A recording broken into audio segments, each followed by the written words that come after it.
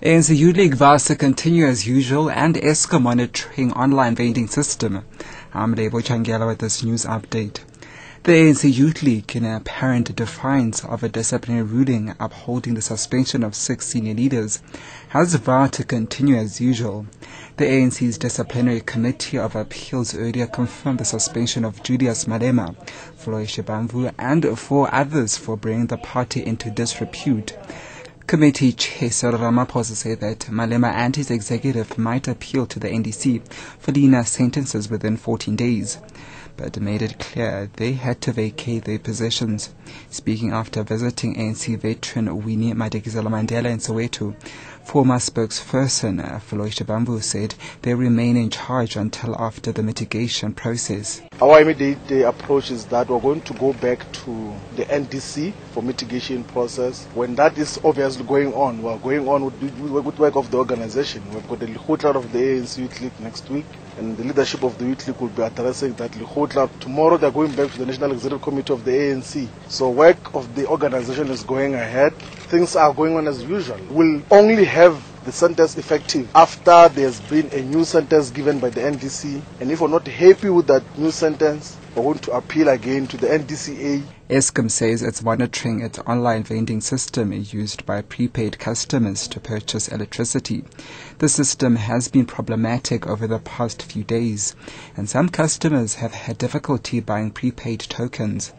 There are just over 4 million prepaid electricity customers in South Africa. Eskom's Hilary Jaffe.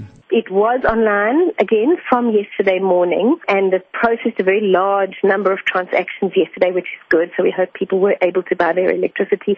But the system is still not stable. We still are monitoring it very carefully, and there are intermittent problems with it. So we do apologize to customers if they do have difficulty buying their coupons. COSATU's Western Cape Secretary Tony Ehrenreich says they will not stop pressuring the city of Cape Town until housing demands are met.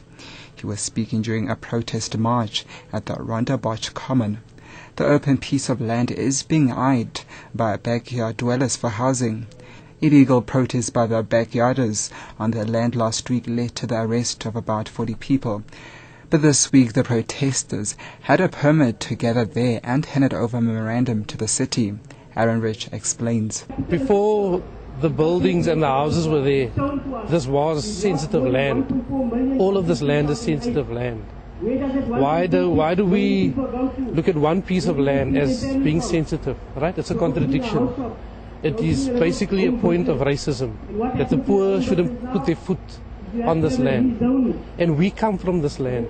We grew up here. Our parents, our forefathers, we walked this land. City spokesperson Grant Apaskov says they are working with other spheres of government to deal with the housing situation. We have a waiting list of 400,000, close to 400,000 people, and obviously the city is trying to build houses as fast as we possibly can with the resources available to us and the land available to us. And so we are trying desperately to assist people who don't have houses to get into and acquire those houses. But we also ask that people be patient, because we cannot have people occupying land and expecting to jump the waiting list. We have to work according to that waiting list.